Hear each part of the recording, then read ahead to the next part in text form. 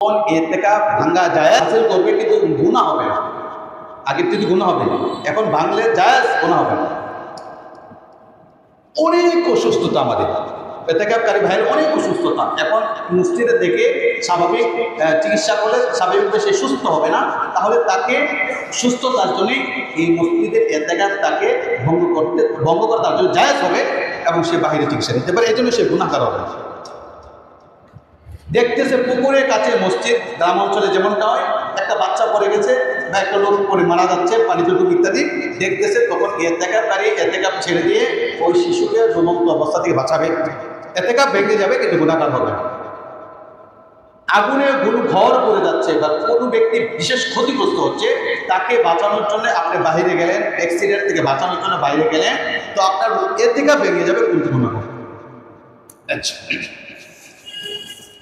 এই যে কারণগুলো বললাম একটার কারণেও গুনাহগার হবে না। আচ্ছা।